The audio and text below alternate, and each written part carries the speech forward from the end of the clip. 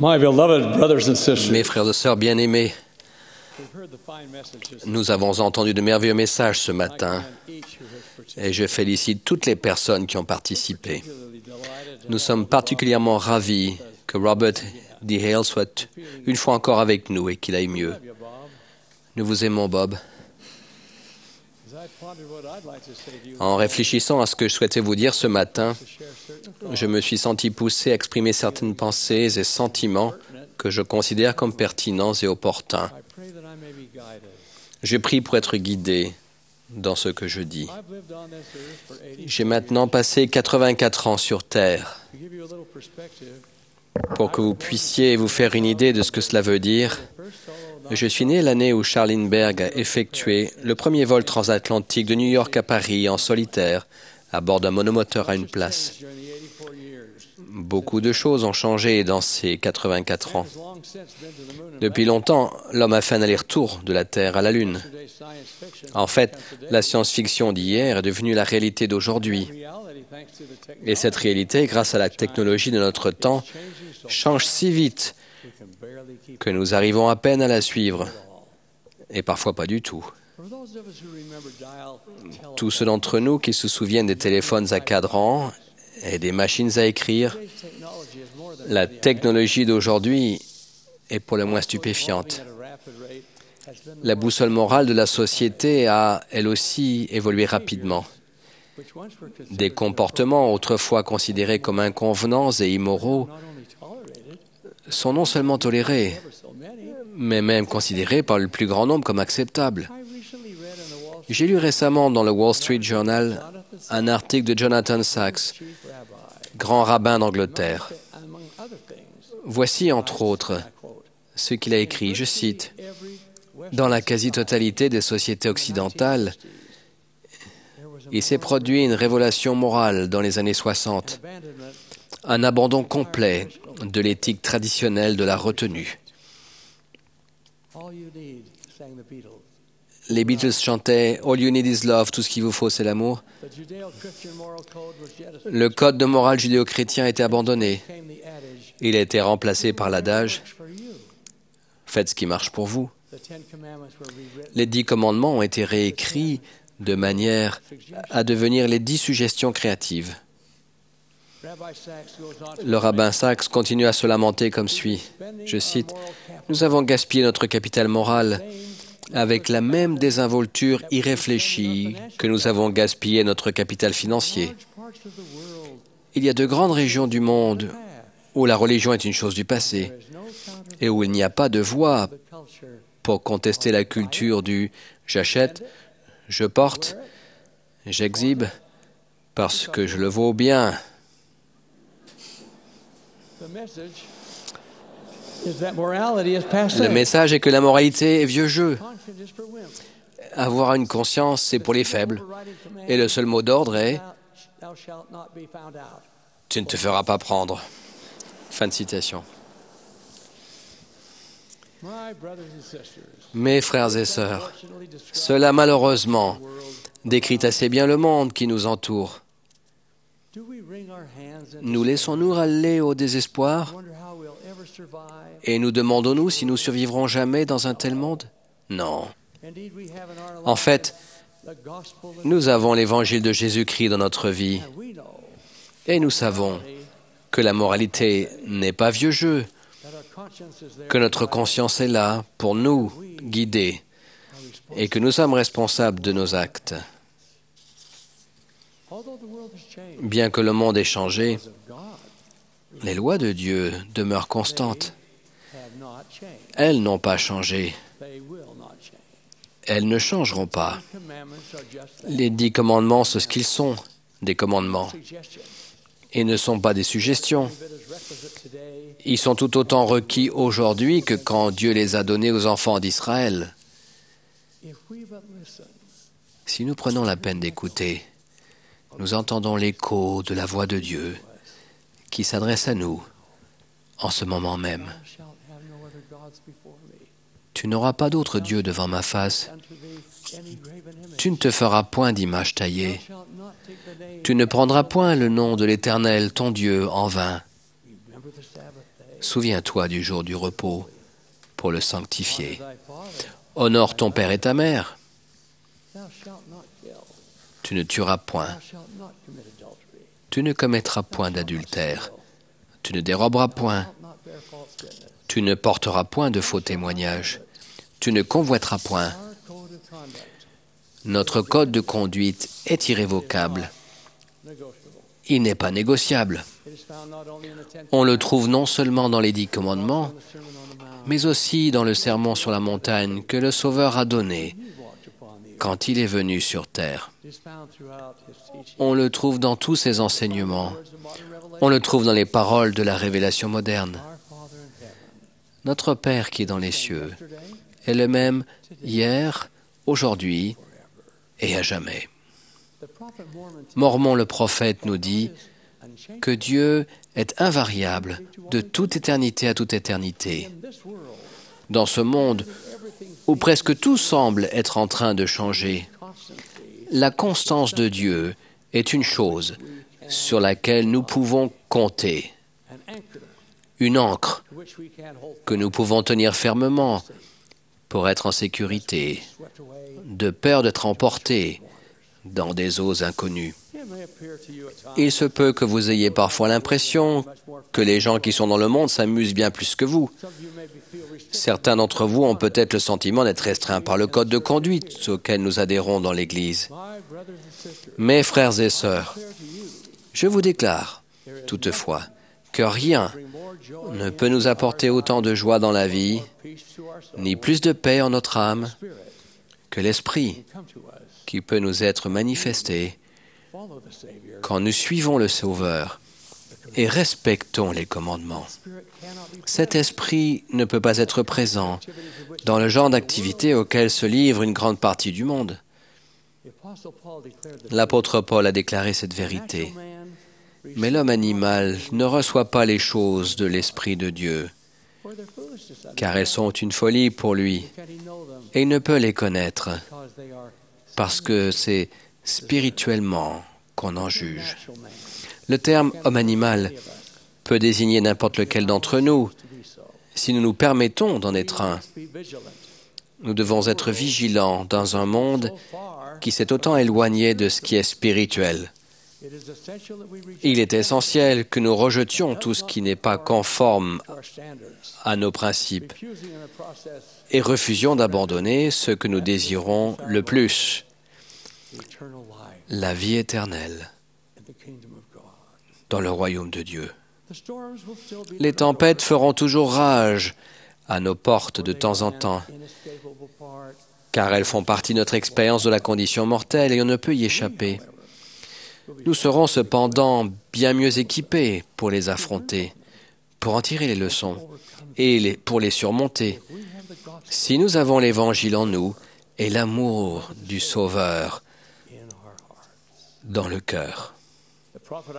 Le prophète Ésaïe a déclaré « L'œuvre de la justice sera la paix, et le fruit de la justice, le repos et la sécurité pour toujours. » Fin de citation.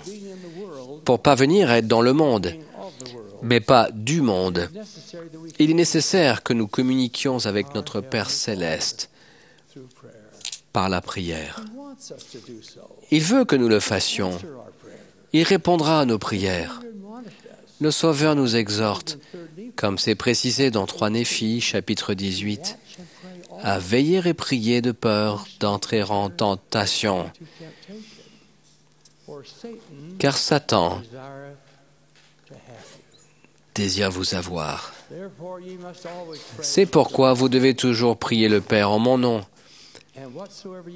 Et tout ce que vous demanderez de juste au Père, en mon nom, croyant le recevoir, si c'est juste, voici, cela vous sera donné.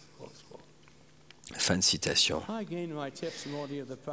J'ai acquis mon témoignage du pouvoir de la prière vers 12 ans. J'avais travaillé dur pour gagner de l'argent et j'avais réussi à économiser $5. C'était pendant la Grande Dépression et $5 représentaient une grande somme d'argent, particulièrement pour un garçon de 12 ans. J'ai donné toutes mes pièces d'un montant de $5 à mon père, qui en retour m'a donné un billet de $5. Je sais que j'avais prévu d'acheter quelque chose de précis avec ces $5. Bien qu'après toutes ces années, je ne me souvienne plus de quoi il s'agissait. Je me souviens seulement à quel point cet argent était important pour moi. À cette époque, nous n'avions pas de machine à laver. Et chaque semaine, ma mère envoyait à la laverie les vêtements qui avaient besoin d'être lavés. Dans les 2 jours qui suivaient, un lot que l'on appelait lessive humide nous revenait. Et ma mère allait l'étendre sur nos cordes à linge pour la faire sécher. J'avais glissé mon billet de $5 dans la poche de mon jean.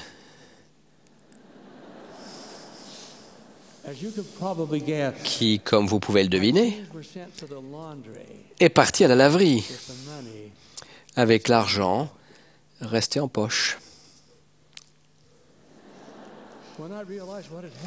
Quand je me suis rendu compte de ce qui était arrivé, j'en étais malade d'inquiétude. Je savais que les poches étaient régulièrement vérifiées à la laverie avant tout lavage. Je savais que si mon argent n'était pas découvert et récupéré à ce stade, il était pratiquement sûr que pendant le lavage, il ne resterait pas à sa place et qu'il serait revendiqué par un ouvrier de la laverie qui n'avait aucun moyen de savoir à qui le rendre, même s'il en avait l'intention. Les chances de récupérer mon billet de $5 étaient extrêmement ténues. Chose que ma chère mère m'a confirmée quand je lui ai dit que j'avais laissé l'argent dans ma poche.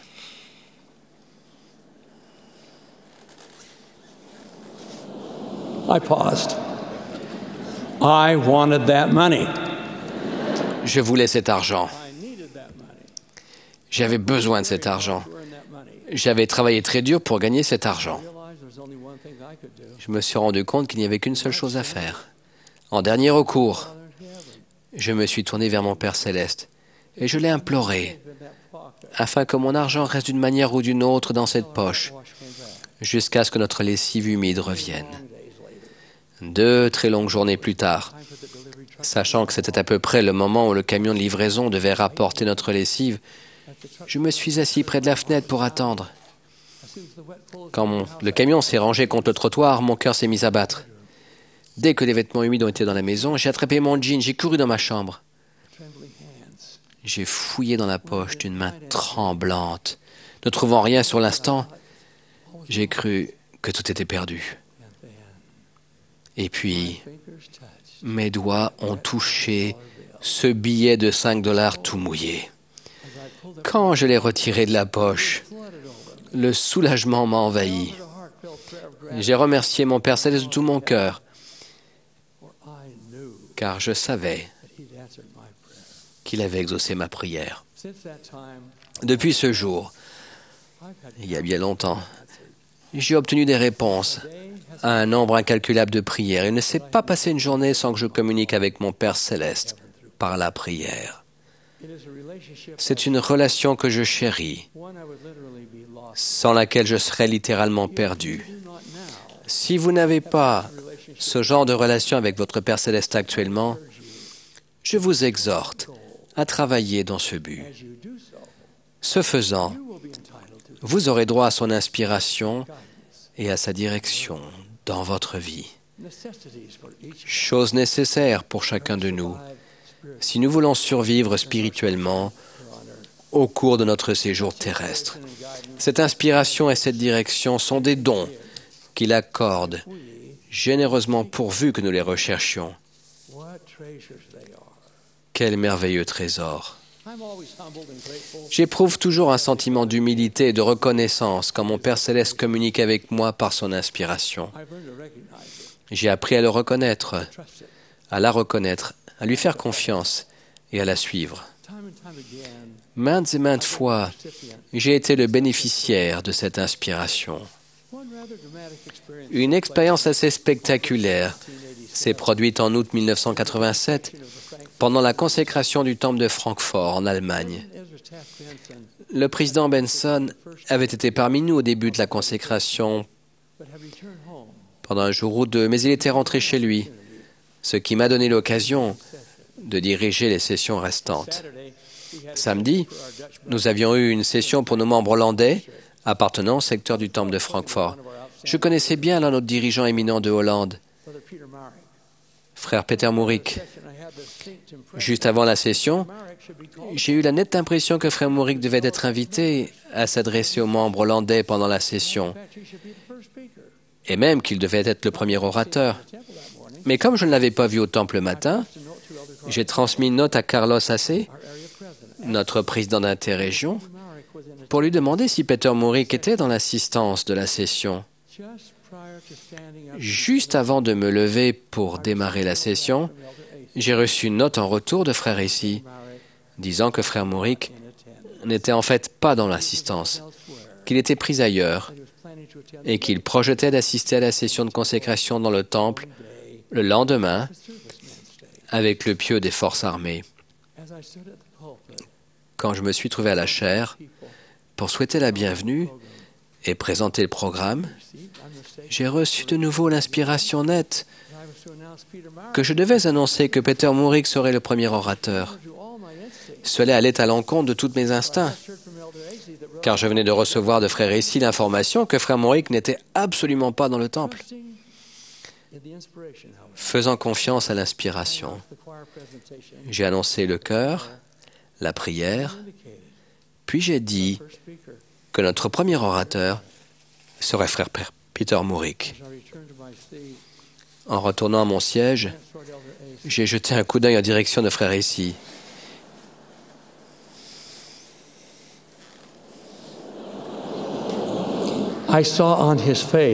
Et j'ai vu sur son visage un air alarmé. Plus tard, il m'a dit que lorsque j'avais annoncé que frère Mourik prendrait la parole, il n'avait pu en croire ses oreilles. Il a dit qu'il savait que j'avais reçu sa note, que je l'avais bien lue, et qu'il ne comprenait pas pourquoi j'annonçais que frère Mourik allait parler, sachant qu'il n'était nulle part dans le temple. Pendant que tout cela se passait, Peter Mourik avait une réunion dans les bureaux de l'interrégion à la Portstrasse. Au cours de la réunion, il s'est soudain tourné vers frère Hawks, qui était alors le représentant régional, et a demandé « Est-ce que vous pouvez très vite me conduire au temple ?» Frère Hawks, dont il était notoire qu'il conduisait vite dans sa petite voiture de sport, a répondu « Je peux vous y conduire en 10 minutes. » Mais pourquoi avez-vous besoin d'aller au temple?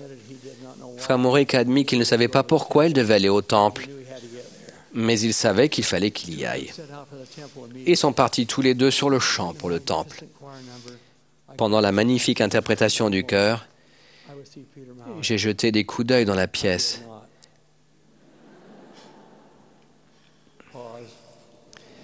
Je n'ai peut-être pas fait, mais je pose. M'attendant à voir Peter Mourik à tout moment, cependant, je n'étais pas inquiet. J'éprouvais une assurance douce et incontestable que tout irait bien. Et frère Mourik passait par la porte principale du temple au moment même où se terminait la prière d'ouverture, ignorant encore pourquoi il était là. Tandis qu'il se hâtait dans le couloir, il a vu mon image sur le téléviseur et a entendu que je disais « Nous allons maintenant entendre Peter Mourik ». À la surprise de frère Essie, Peter Mourik est entré immédiatement dans la salle et a pris sa place sur l'estrade. Après la session, frère Mourik et moi avons discuté de ce qui s'était passé avant qu'il ait l'occasion de parler. J'ai réfléchi à l'inspiration qui est venue ce jour-là, non seulement sur moi, mais aussi sur Peter Mourik. Cette expérience remarquable m'a donné le témoignage indéniable de l'importance d'être digne, de recevoir ce genre d'inspiration, puis de s'y fier et de la suivre quand elle vient. Je sais sans conteste que le Seigneur voulait que les personnes présentes à cette session de la consécration du Temple de Francfort entendent le témoignage puissant et touchant de son serviteur, Peter Mourik. Mes frères et sœurs bien-aimés, la communication avec notre Père Céleste dont font partie nos prières et l'inspiration qu'il nous donne, nous est nécessaire pour résister aux tempêtes et aux épreuves de la vie. Le Seigneur nous lance cette invitation. Approchez-vous de moi et je m'approcherai de vous. Cherchez-moi avec diligence et vous me trouverez. Fin de citation. Quand nous le faisons, nous ressentons son esprit et cela nous donne le désir et le courage de demeurer forts et fermes dans la justice, de nous tenir en des lieux saints et de ne pas nous laisser ébranler. Alors que les vents du changement tourbillonnent autour de nous et que le sens moral de la société continue de se désintégrer devant nos yeux, puissions-nous nous souvenir des précieuses promesses du Seigneur à ceux qui ont confiance en lui. Ne crains rien, car je suis avec toi. Ne promène pas des regards inquiets, car je suis ton Dieu. Je te fortifie. Je viens à ton secours. Je te soutiens de ma droite triomphante. Fin de citation. Puisse une telle promesse, une telle bénédiction être la nôtre. C'est là ma prière. Au nom de Jésus-Christ, notre Sauveur et Rédempteur. Amen.